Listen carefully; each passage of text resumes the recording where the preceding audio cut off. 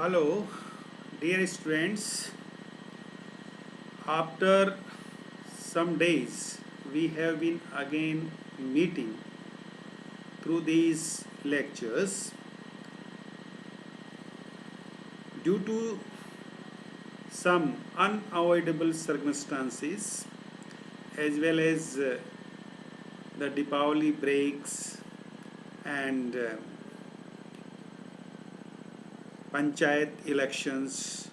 We couldn't meet with our lectures, video lectures. I remind you that we have been doing the Playboy of the Western World written by J.M. Sinch, and we completed the critical analysis, or you can say the summary of this play by Act 3rd.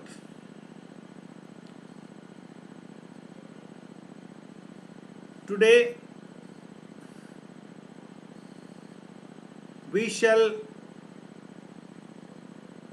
do the Act 3. We shall start Act 3. So here we have summary 1 of Act 3. Up to now we have seen that Christie, who is at the Shabin, the public house, is impressing everyone, every villagers, the girls of the village, and Pezine, who fell in love with Christie. And Christie was showing his heroicship there at the public house. He won the village sports, village games, and he was applauded, appreciated, admired by everyone because his performance was excellent one. So everyone was appreciating him there, and the girls and the villagers bought so many gifts for him, and Pessine was dealing all these things very well. Now in this third act we see that after having won the games at the village by Christie, Pezine now congratulating Christie. But we see that Christie is demanding much more. And what was that much more? That Pezine had promised to marry with him. And that is what he now demands. That he doesn't expect only the congratulations from her, but he demands that she should marry with him. So Pezine, also hearing these words, feels inwardly delighted, because these were the words which she also expected and demanded from Christie. Although she was not giving immediately the consent to him to marry him, but she has also in her mind that she loves him and that she wants to marry him. But she fears, and she also tells Christie that one day he will go from here, and then she would not have him.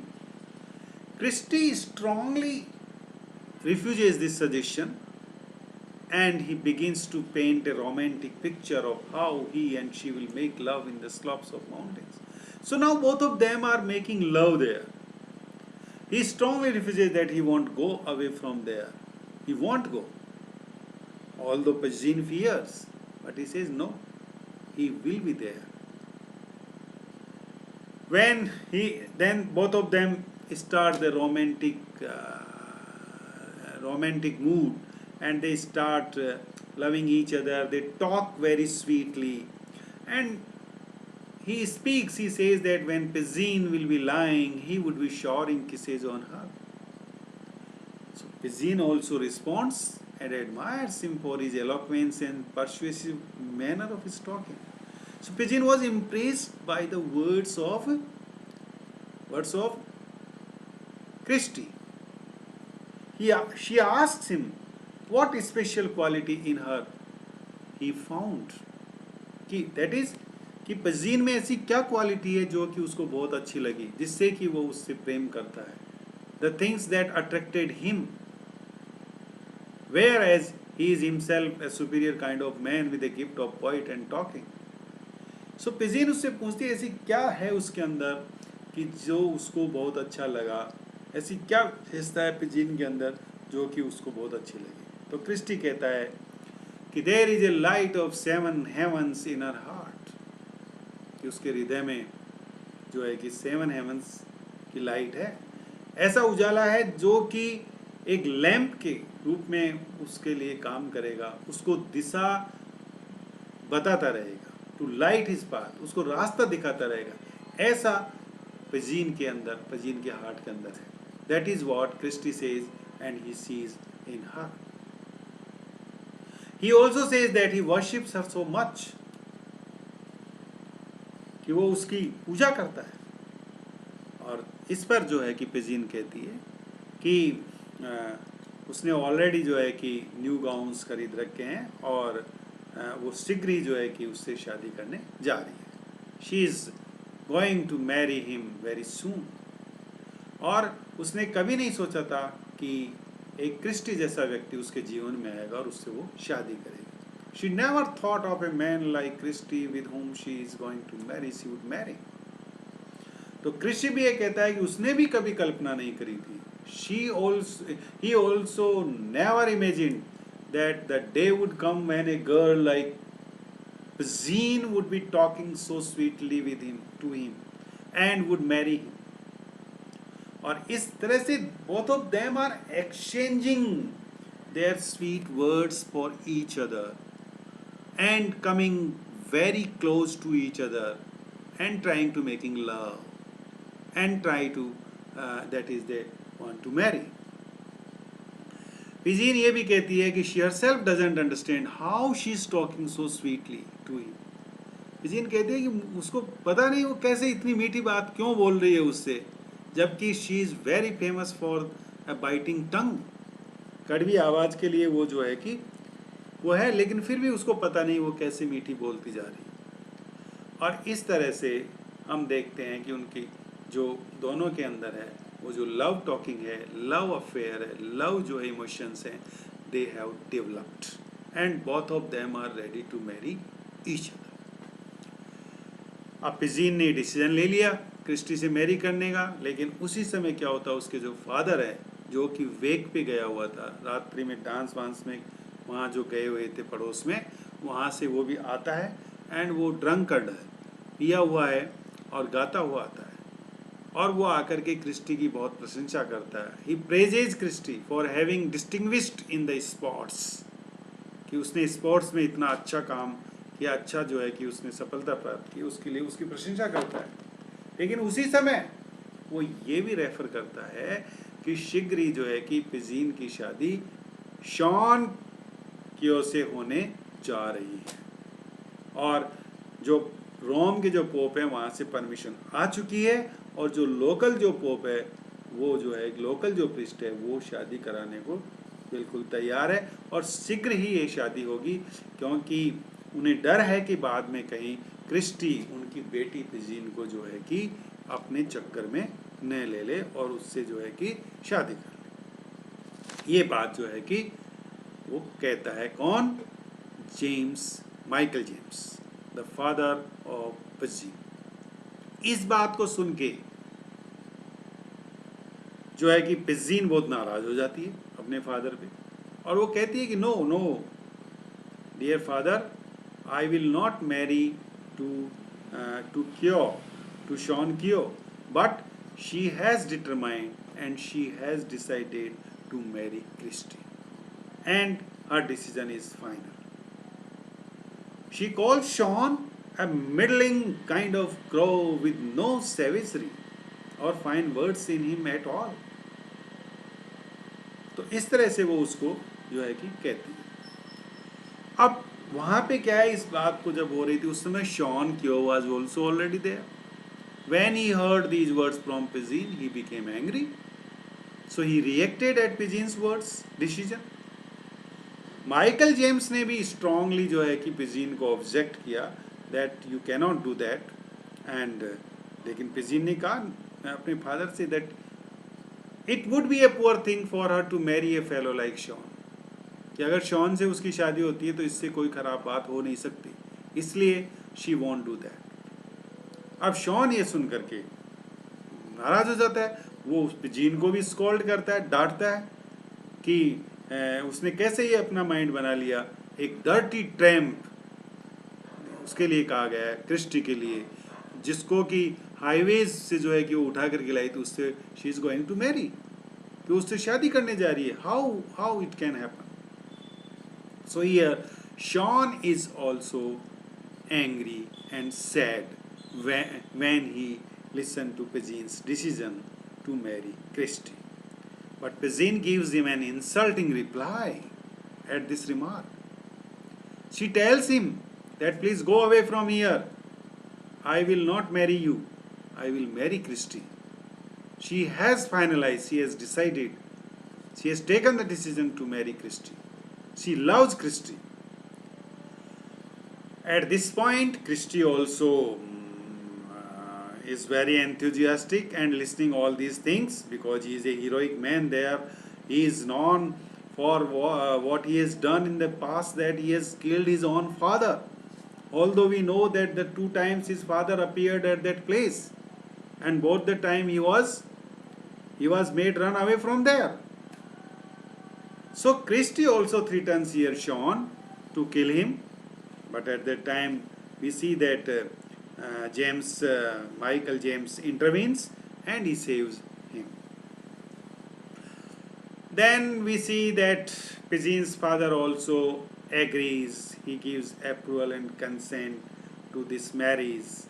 And क्योंकि जैसे ही Christie जो है कि एक स्पेट Shawn को मारने के लिए उठाता है, तो शॉन वहाँ से भाग जाता है. इससे पिजीन का फादर भी डर जाता है और वो कहता है कि okay, he has no objection to Pigeon's marrying Christie, because he says that Christie is a dangerous kind of man, and he would like to become the grandfather of boys who have been begotten by a brave man like Christie, not a coward man like Sean.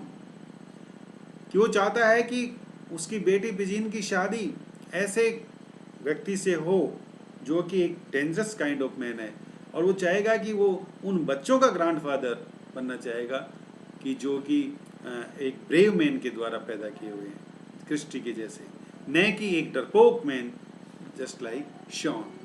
इस तरह से वो जो Michael James है, father of पिजीन है, he gives consent to Pigeon and Christie's marriage.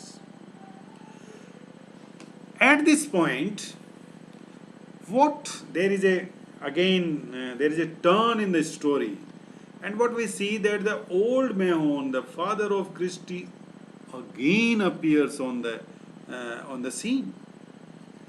In fact, he had not been killed really.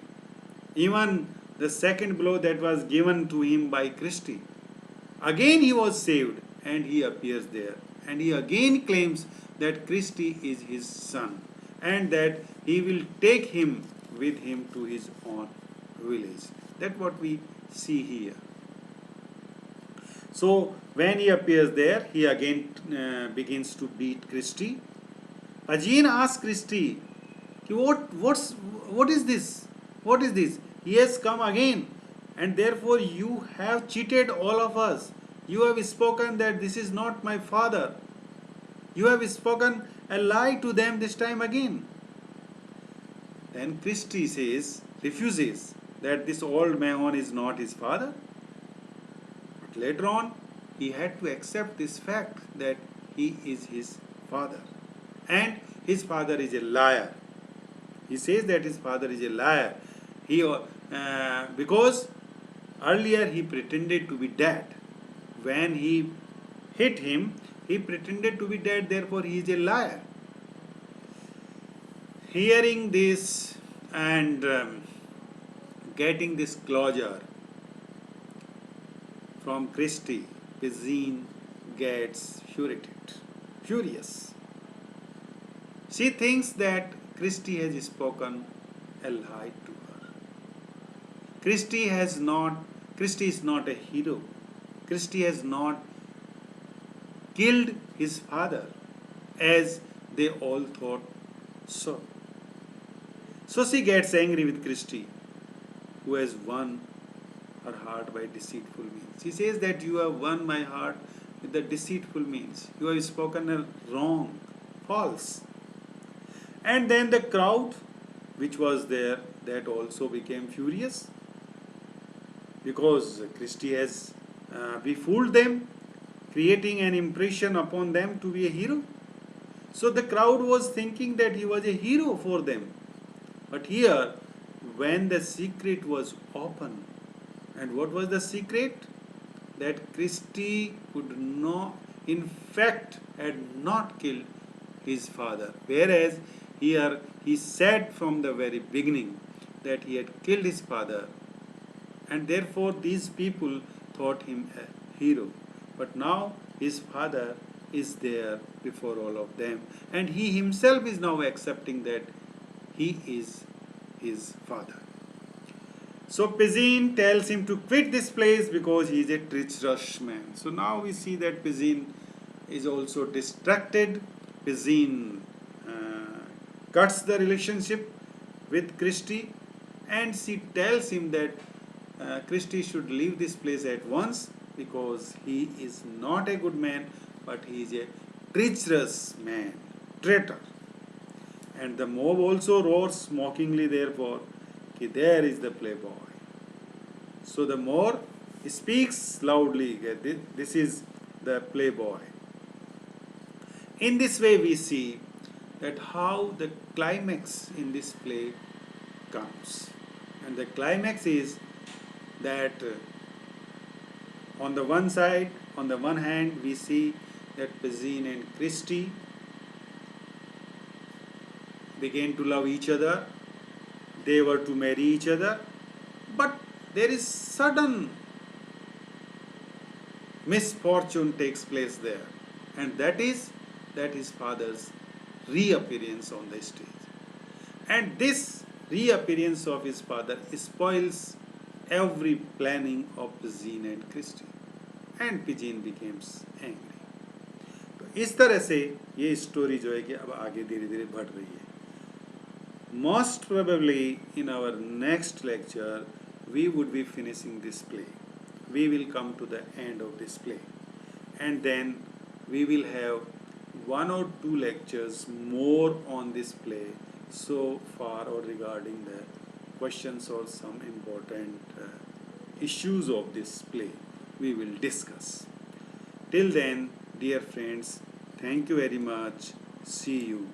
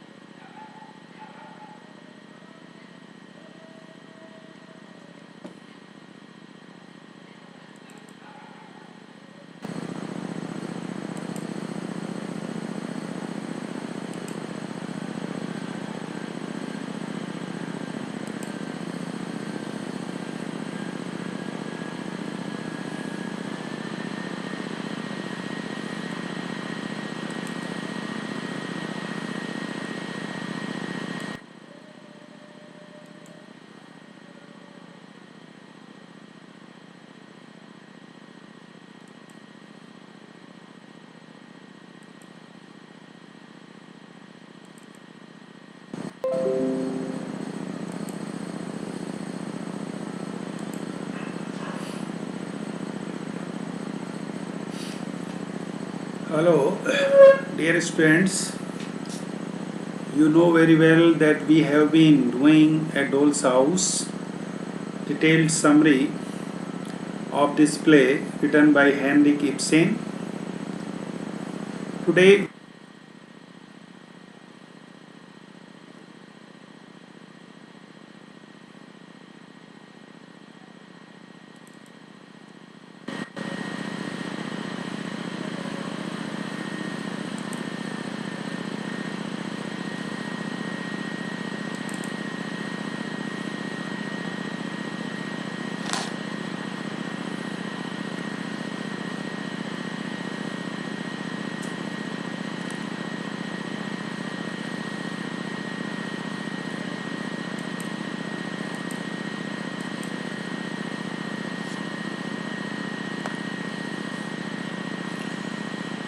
hello, dear students.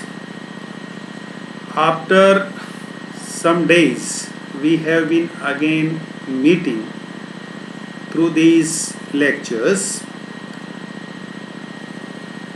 due to avoidable circumstances as well as the power breaks and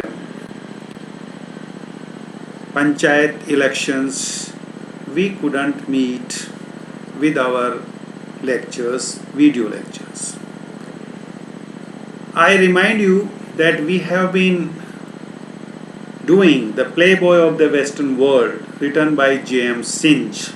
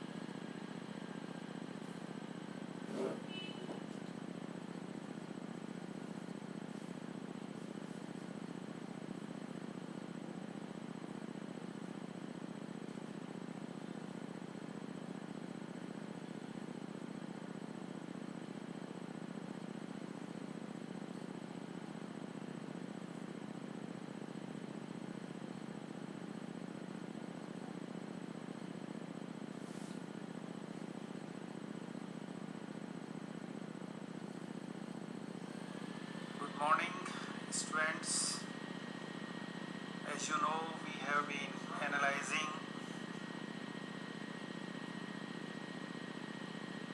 Hello, friends. Very good morning. Today, we are going to discuss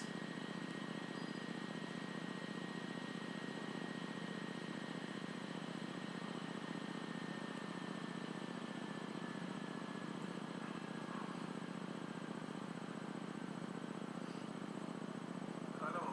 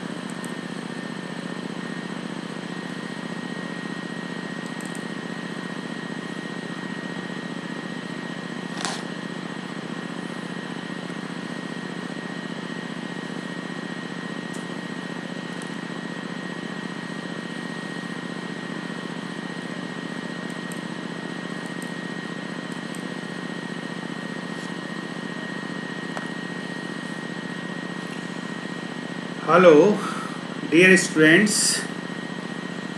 After some days,